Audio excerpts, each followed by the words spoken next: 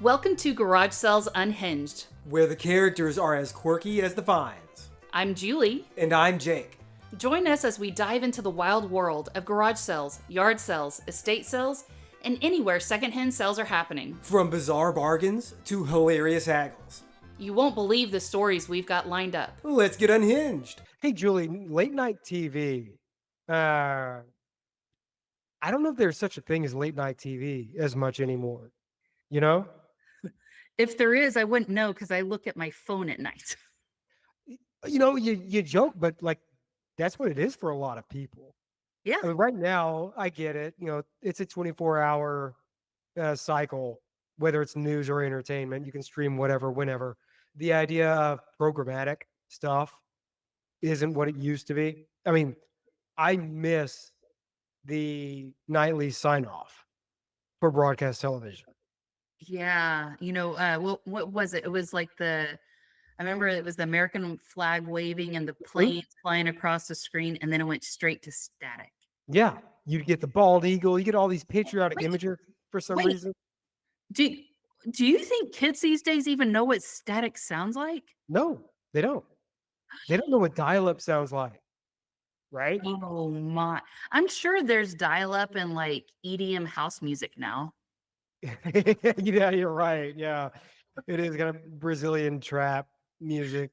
And the way that you like drop the beat, it's like someone picked up the phone. Yeah, probably is. Like, oh, this is fire. This is bar. No, I miss that because it used to be that. Oh, hey, I don't know, 11 o'clock rolls around and yeah, the national anthem without words starts up and you see the F-16s and Mount Rushmore and the bald eagle and horses cavorting. And I wonder if that's where because several years ago I went to Mount Rushmore up in South Dakota because I wanted to see it. And I wonder if that's where it started, was like watching that at night. And like, that is it's your last bit of TV before, the temporary death takes you over, also known as sleep. So I'm like, I wonder if that's where like my love of, I need to go see this thing started from, but also what a letdown because I heard no static afterwards. right, I know. I'd like to think that you went up there and you're like, this place doesn't even have Cheetos. This is a ripoff. Oh, that might have. I don't know. I didn't go into the gift shop, but yeah. I would say Mount Rushmore, cool, interesting. Yeah, it's a ripoff. If you're ever in that neck of the woods, go to Crazy Horse. That is a very cool mountainside sculpture, still in progress. But yeah, Mount Rushmore. Okay. Wow, fine. Like, I mean, you really do have high standards. But The highest. I think for me, it's missing late night programming because at some point in life you go, ooh, I've crossed the Rubicon. I'm now up past 9 p.m. and there's this whole other world of delights on television.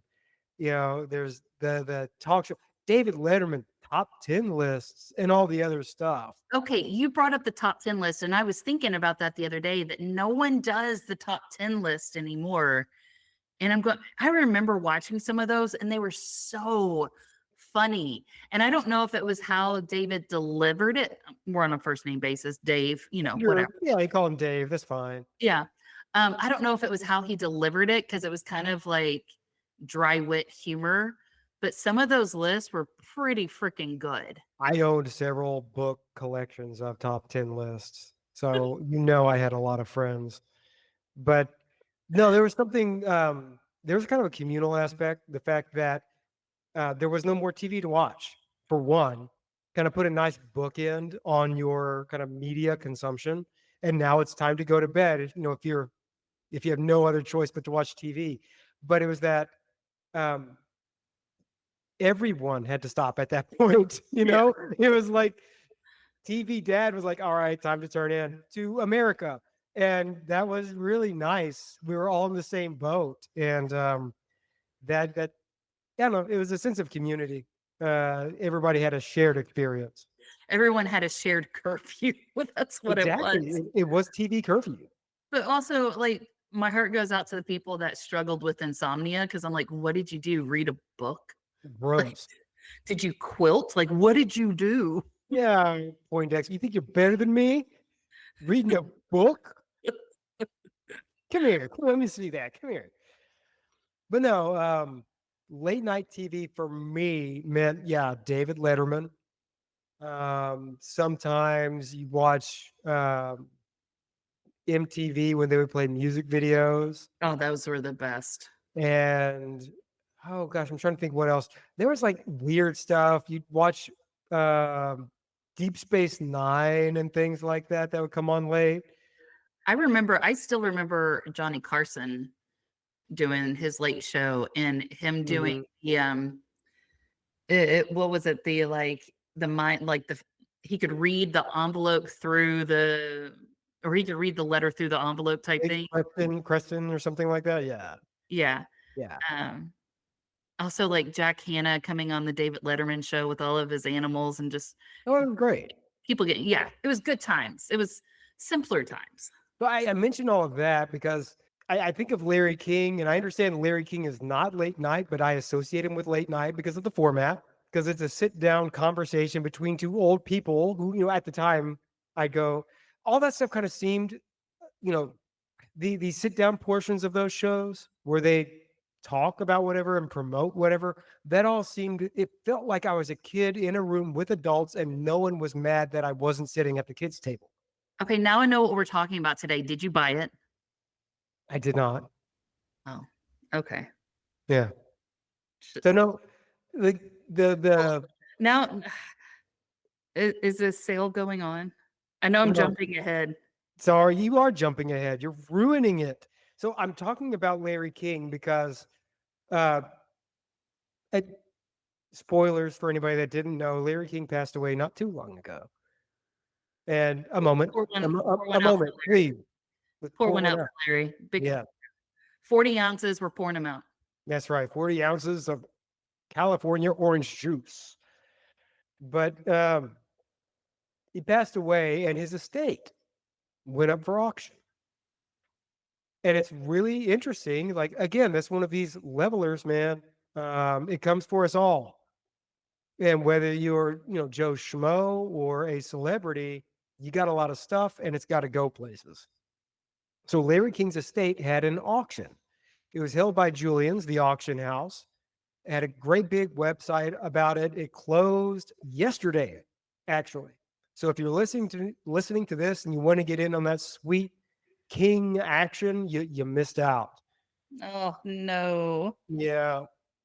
And some items on there, as it is, they list the lot. Oh, we anticipate this kind of, um, you know, price on the item, and it's either way above or way below.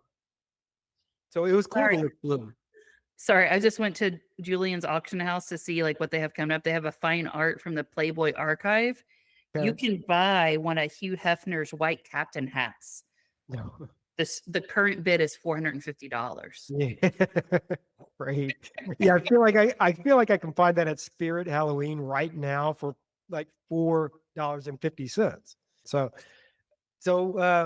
the Larry King estate had this auction and it's a bunch of his stuff. So I want to talk a little bit about what was there, what it was like, and ask you a few questions about an estate sale that you might have. Okay. Sounds good. And also now I'm kicking myself because you didn't remind me that the auction was going on and I would have bought the thing that we had shared back and forth. And now I'm mad that I didn't get to buy it. No. Well, I'll get to that. Are you planning a garage sale, yard sale, or estate sale and need some help? Look no further than Garage Sale Supply. They provide top-notch resources and expert advice to help you host the perfect sale. From pricing tips to promotional strategies, they've got you covered. Visit garagesalesupply.com and make your next sale a success. So, if you're not familiar, Larry King was honestly a broadcast icon. Had a late night show late night. Sorry, no, not late night, but he had a show. So Larry King would sit down and interview politicians, entertainers, cultural figures, name it. He was excellent at the jab and getting people to open up and converse about stuff. Hold on, hold on. He was also excellent at getting married, but not staying married. Yeah, there's that too. Yeah, Pour one out for all of his marriages. that's right. So in that time, he got a lot of connections with the hoi polloi in politics and entertainment, and so the estate sale is a reflection of that.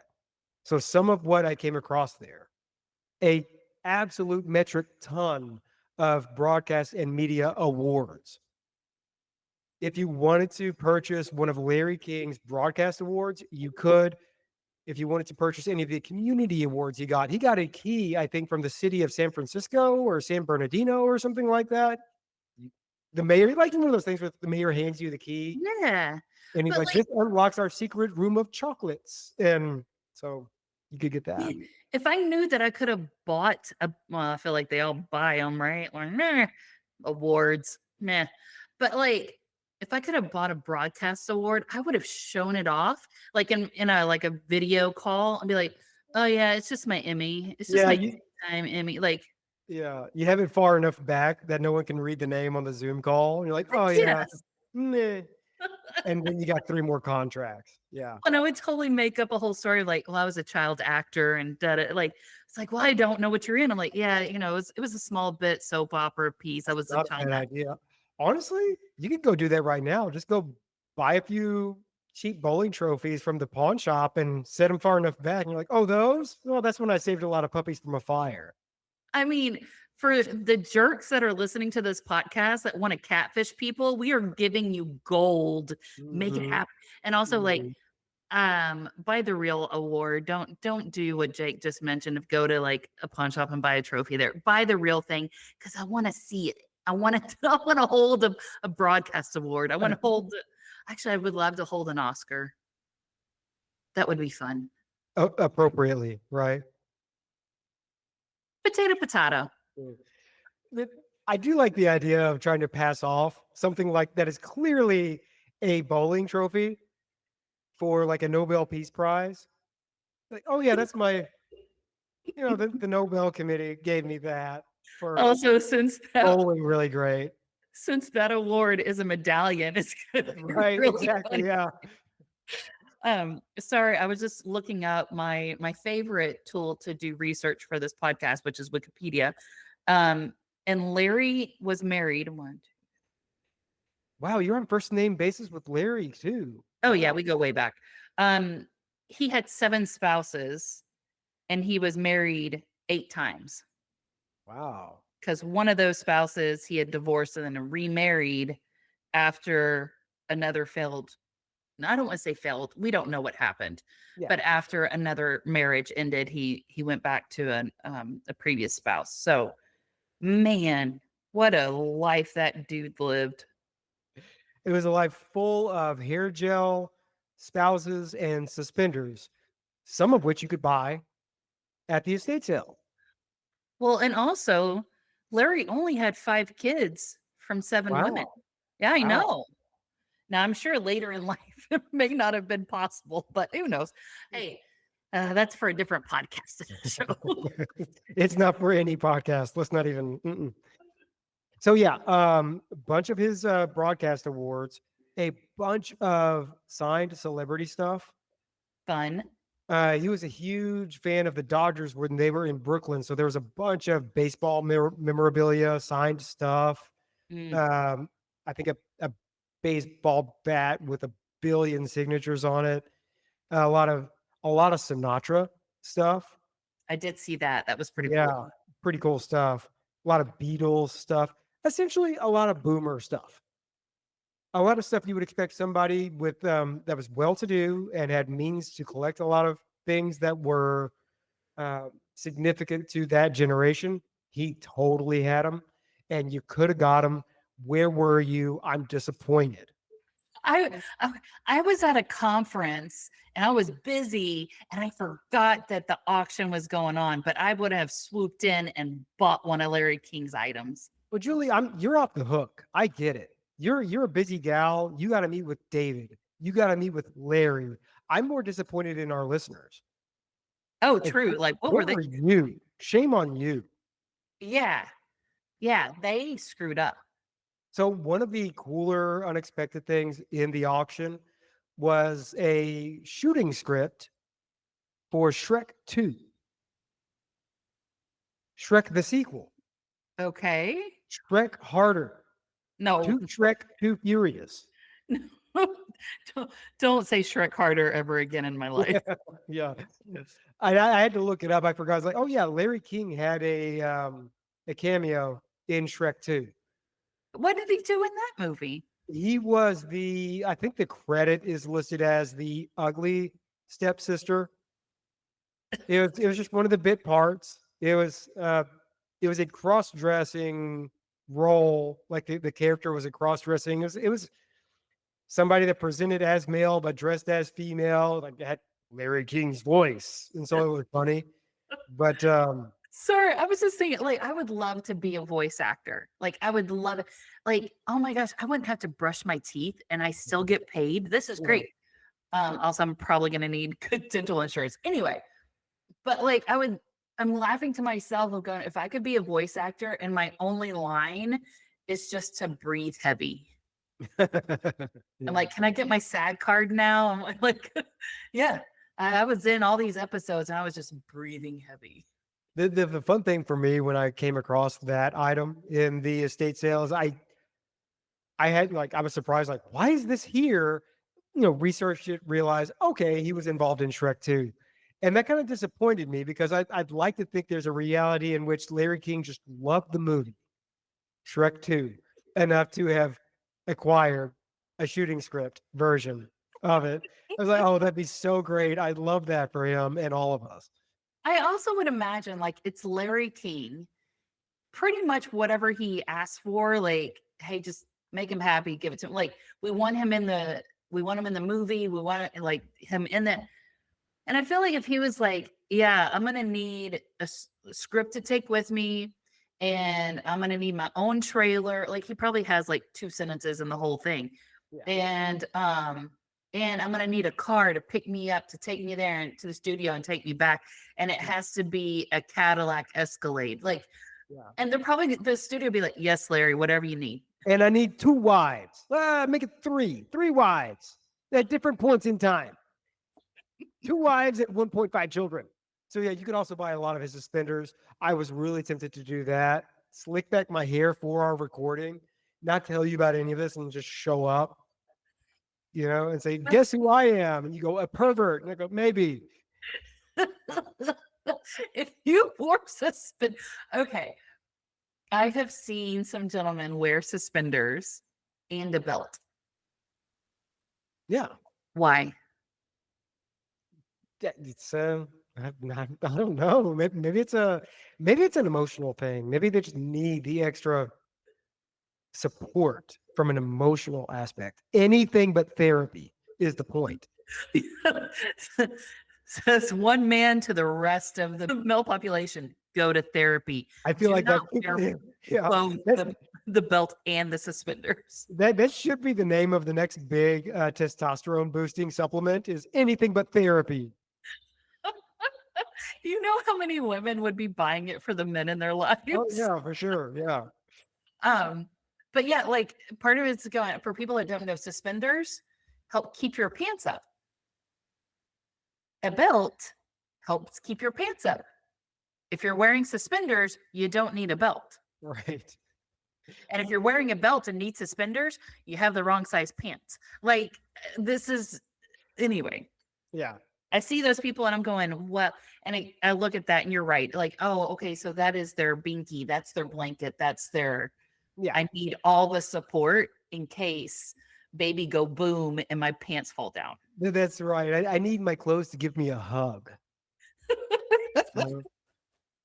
It's kind of like a weighted blanket you can have while standing up. Okay, so side quest story.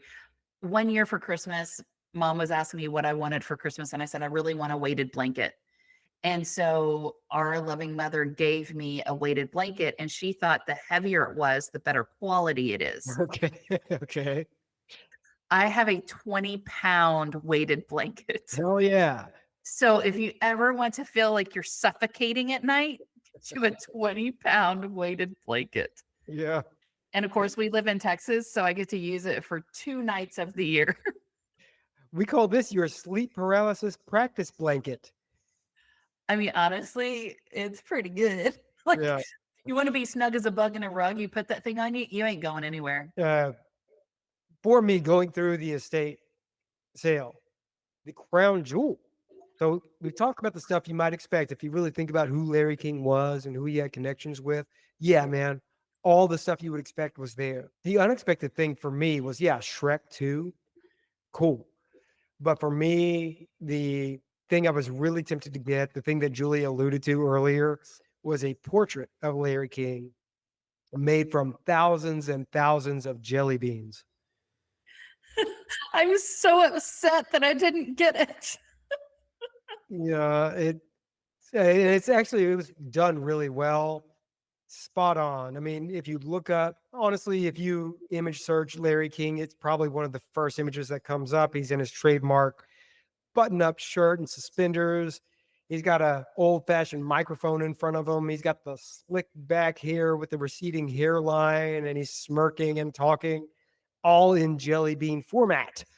And I was very tempted to get it. I actually, Julie, I implored you to go in with me on it. Okay, so Jacob texts me this link to this auction, and he specifically sends me the link to this jelly bean portrait. And yes, really wanted to get it. All right. And I said, hey, Jake, I'll go in on it 50-50 with you. And I'm like, hey, that seems reasonable. And then we could split. How long does it stay at Jacob's house? How long does it stay at my house? We're going to have shared custody agreement of Larry King jelly bean. Oh my God, that would be beautiful. Anyway, Larry King. Larry Jelly King. So, and then Jacob made a comment. Wait, I'm going to pull up the text so I can read the comment that Jacob sent me. He said, I already have cold feet. We'll keep watching it. I like jelly bean. And I said, you can't eat it. He writes back, I don't think the listing says that. I have to respond back now in Julie business mode saying, as the other half of this partnership, you can't eat it. And then Jacob, my brother, responds back, just the hair, final offer. Which I then respond back with, I'm in for 10%. So I went from 50% being, sharing the cost of it to down to 10%. Right. You were worried about how much money you were in for. I was worried about how much of the jelly bean I could eat. Well, because I knew that by the time that it made it to my custody and show up in my house, it's just going to be a portrait of just white jelly beans because you lick the whole thing. Right. I love jelly beans. Jelly Belly is fantastic. I think they're probably a horrible, evil company like they all are, but I love their product. I just think it's great. And I'm one of those freaks that really enjoys the popcorn jelly bean.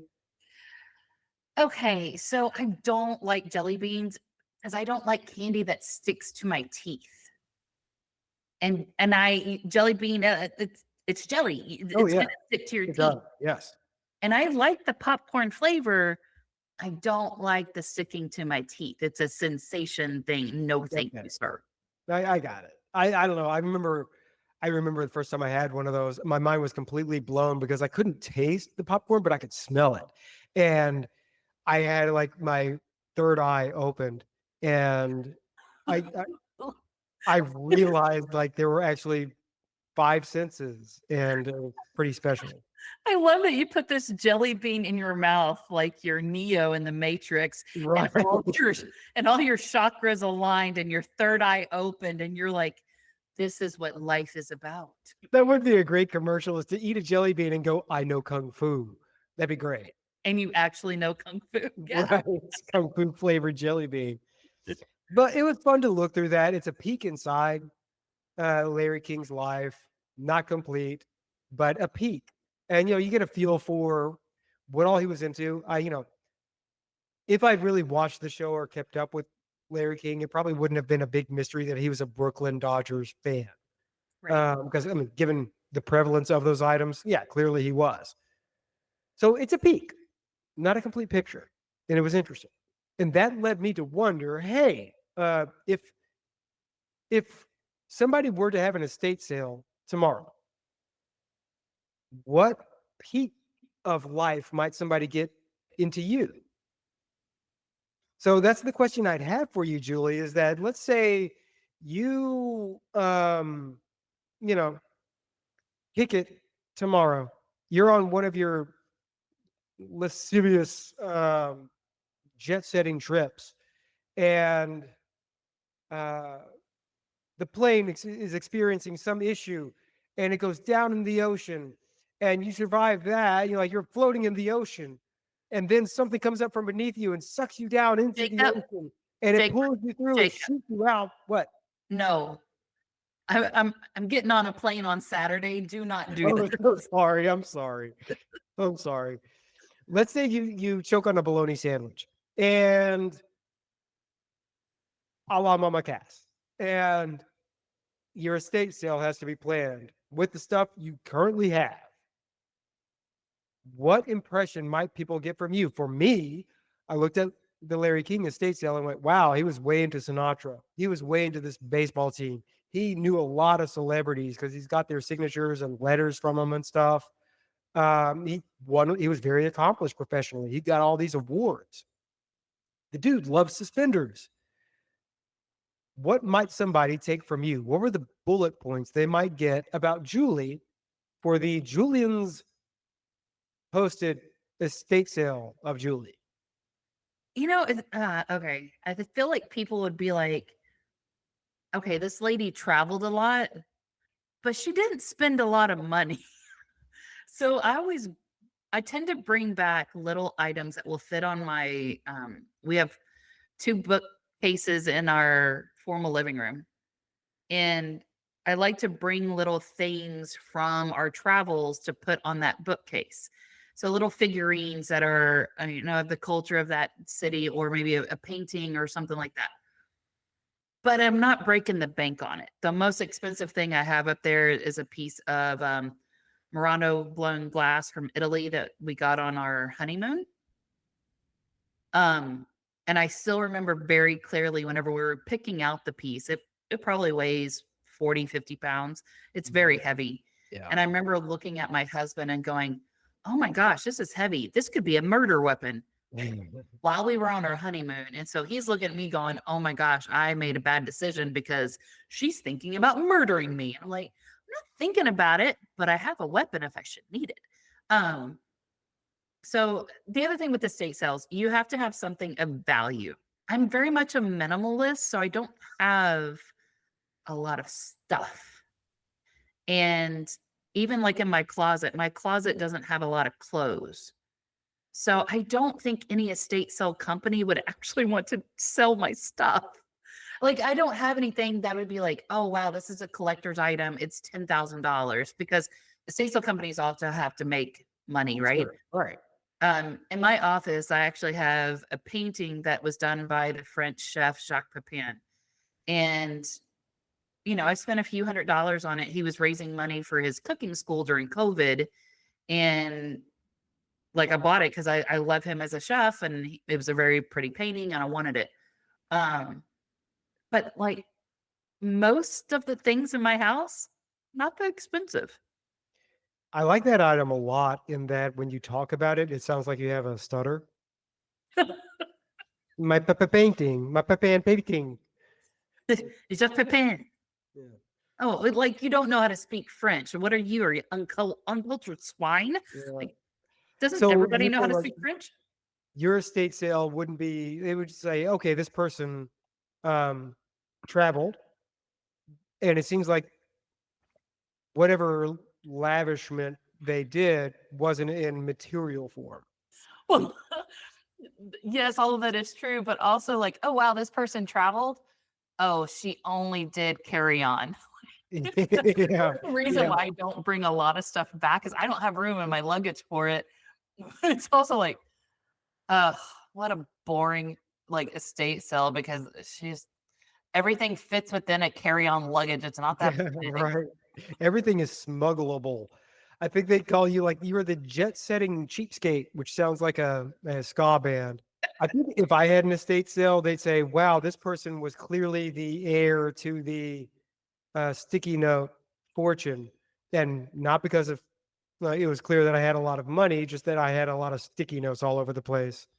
I was it Romy and Michelle's high school reunion? Oh, right, They yeah, made up the story that they created the sticky note. right. You're just the heir to it. Hey, you know what? I'll take it. I've got them everywhere, multiple colors. Ugh. Multiple colors, a la, what you might find in a bag of jelly beans. I do regret that we missed out on this. Listener, I regret that you did too. I'm assuming that our listeners missed out on the Larry King estate sale auction. But if you Ooh. didn't, if you got in on it, let us know. Drop us a note. Let us know, which part of that sweet king action you got. And also, if you did get the jelly bean portrait and you're willing to part with it already, let us know how much you'd like for it because I would love to have it. Me too, in a different way. That's I'd what I want it got for this the week. I want it for the art, and Jake wants it for the snacks. Yes. I mean, like, come on. Like, how you would know, you'd be able to say that you ate a jelly bean portrait of Larry King. You'd never have to buy a drink again. I ate a Larry King jelly bean. I Portrait. feel like that could just automatically be a shot anyway, like at the bar. Yeah. Larry King jelly bean. Yeah, it does kind of sound like that, doesn't it? Yeah, it probably Yeah. tastes dusty. Yeah. But This one is topical and expensive. I like this episode, Jake. This is fun. Cool. Well, thanks for listening. That's what I got. Keep your eye on the skies. Bye.